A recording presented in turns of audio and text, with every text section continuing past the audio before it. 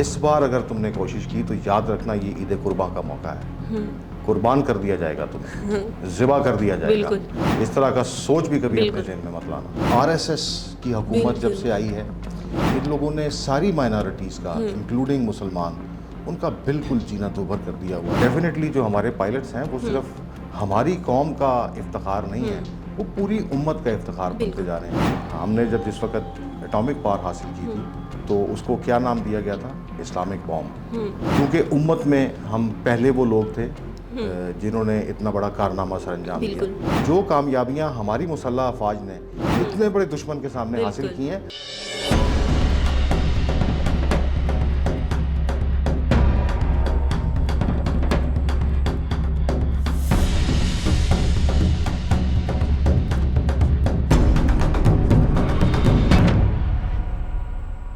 السلام علیکم ناظرین, ساؤتھ پنجاب ڈیجیٹل کے ساتھ میں ہوں آپ کی میزبان رقیہ بخت. ناظرین, آپ سب کو بہت زیادہ عید مبارک. مجھے امید ہے کہ آپ لوگوں کی عید بہت اچھی جا رہی ہوگی.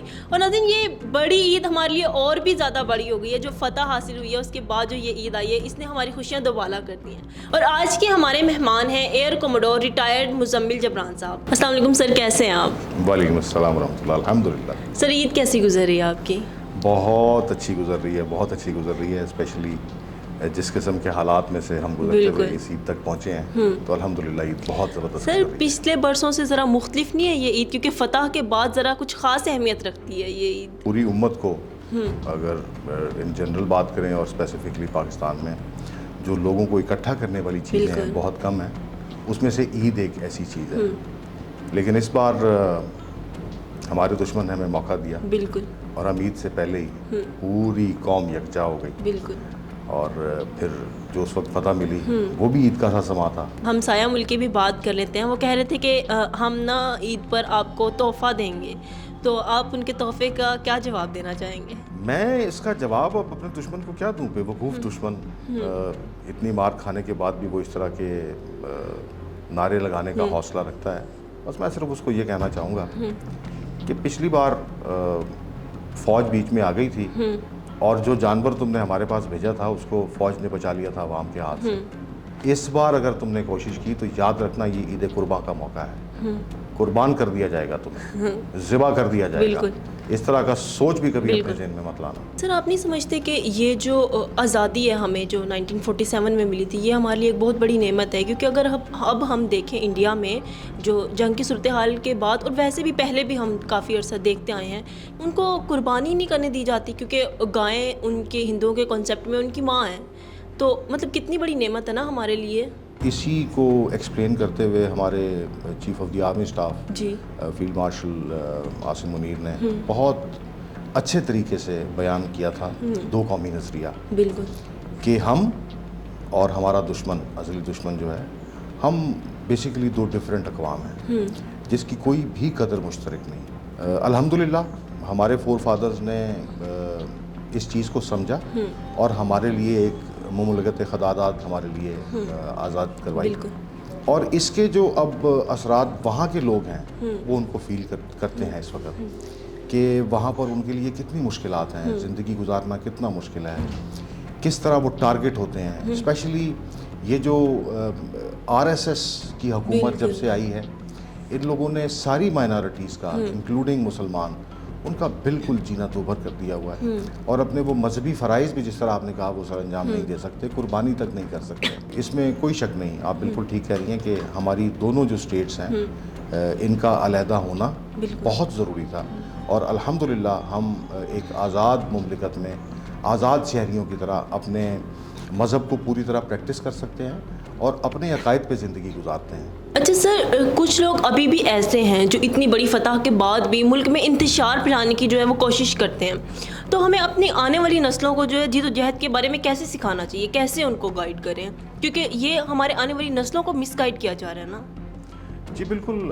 انفارچونیٹلی جو پولیرٹی جس کا میں نے ذکر کیا, جو آئنائزیشن ہے ہماری سوسائٹی میں, ہم لوگوں نے بہت ہارڈ لائن سٹانس لیے ہوئے ہیں اور ہم اس چیز کو بالکل سوچ میں نہیں لا رہے کہ اس کا آنے والی نسلوں پہ کیا افیکٹ ہوگا. ایک جو بچہ آج جس عمر میں ہے اور وہ جو کچھ آج دیکھ رہا ہے, جو کچھ سوچ رہا ہے, وہ اس کو ساتھ لے کے پروان چڑھے گا، جوان ہوگا، اور وہ یہی سب چیزیں پھر اپنے بچوں کو اور اپنے آنے والی نسلوں کو ٹرانسفر کرے گا.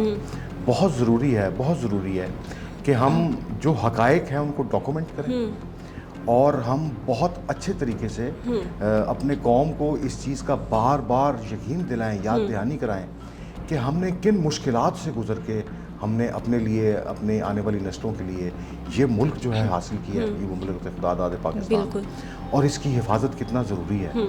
اور جو کچھ ہم اس کو کامیاب کرنے کے لیے جو تگ و دو کر رہے ہیں اس سب کو ڈاکومنٹ کیا جائے، اور آنے والی نسلوں کو اس کا پتہ لگے، احساس ہو کہ ہم نے کتنی مشکلیں جھیلی ہیں اس ملک کو زیرو سے لے کر، اور جہاں آج ہم جس لیول پہ اقوام عالم کے سامنے کھڑے ہیں، یہاں تک آنے میں کیا کیا مشکلات درپیش ہوئی ہیں. بالکل سر، ہمارے پائلٹس جو ایز اے ہیروز جو ہیں دنیا کے سامنے آئے ہیں. ایک تو جو بالی ووڈ کے ہیروز جو دکھایا جاتا ہے فلموں میں، ان کو ہیروز بنا کے پیش کیا جاتا ہے، لیکن اصل میں ان کی حقیقت کیا ہے پوری دنیا نے دیکھ لی ہے. لیکن جس طرح سے ہمارے پائلٹس جو ہے نا ایز اے ہیروز کے طور پر دنیا کے سامنے آئے ہیں، پوری دنیا ان کی تعریف کری ہے، بلکہ ان کے فین ہو رہے ہیں. کیا کہیں گے آپ اس بارے میں؟ دیکھیے، سب سے پہلے تو ہمیں اللہ سبحانہ و تعالیٰ کا بہت شکر ادا کرنا چاہیے. وَتُعِزُّ مَن تَشَاءُ وَتُذِلُّ مَن تَشَاءُ. عزت دینے والی ذات صرف اللہ کی ہے. ہاں، فرق صرف یہ ہے کہ ہمارے پائلٹس کیوں اتنے زیادہ آئیڈیل بنتے جا رہے ہیں. آپ دیکھیے کہ ہم نے جس وقت ایٹامک پاور حاصل کی تھی تو اس کو کیا نام دیا گیا تھا؟ اسلامک بام. ٹھیک ہے، کیونکہ امت میں ہم پہلے وہ لوگ تھے جنہوں نے اتنا بڑا کارنامہ سر انجام دیا. اور اب جس وقت ہم نے اپنے سے کئی گنا بڑے دشمن کو ہماری فضائیہ نے جس طرح دھول چٹائی ہے، تو ڈیفینیٹلی جو ہمارے پائلٹس ہیں وہ صرف ہماری قوم کا افتخار نہیں ہے، وہ پوری امت کا افتخار بنتے جا رہے ہیں. اور ڈیفینیٹلی اس سے پھر ان کی پرفارمنس، کیونکہ جو ویسٹ ہے وہ تو صرف پرفارمنس دیکھتا ہے، ریزلٹس کیا اچیو کیے ہیں.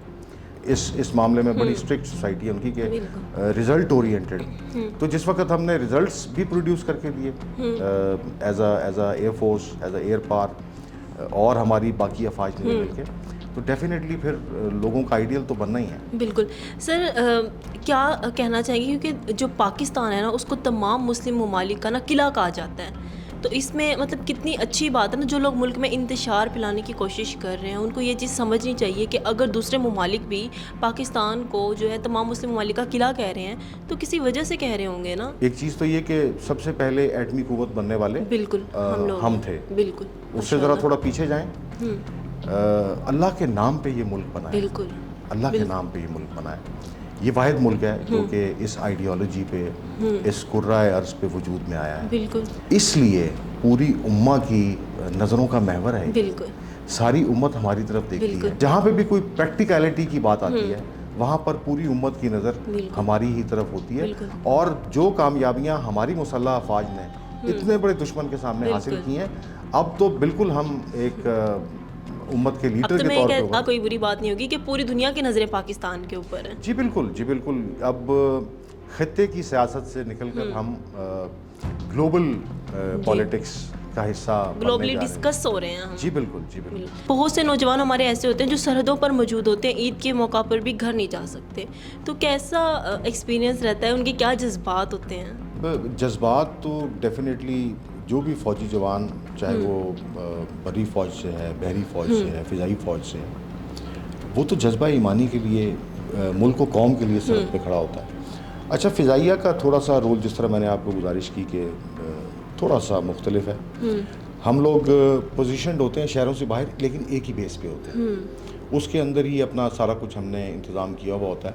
ہاں، ڈیفینیٹلی یہ ضرور ہوتا ہے کہ عید پہ کچھ لوگ اپنی فیملیز کے ساتھ عید منانے اپنے اپنے گھروں کو چلے جاتے ہیں، اور کچھ لوگ ڈیوٹیز سر انجام دینے کے لیے بیسس پہ اویلیبل ہوتے ہیں.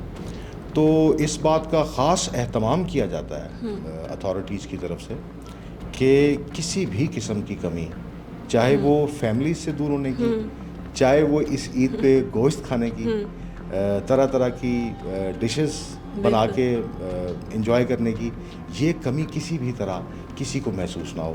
تو اس کا انتظام بیسس پہ بہت اچھے طریقے سے انتظامیہ کرتی ہے کہ کوئی بھی فرد کہیں پر بھی ڈیوٹی پہ ہے وہ کم از کم عید کے ذائقے ضرور انجوائے کر سکے، اگر اپنی فیملیز کا ساتھ انجوائے نہیں کر سکتا تو۔ اچھا سر، ہمارے پاکستانی بھائی یا پھر دنیا میں جہاں پر بھی اس ٹائم مسلمان بیٹھے ہیں، آپ ان کو کوئی میسیج دینا چاہیں لاسٹ میں؟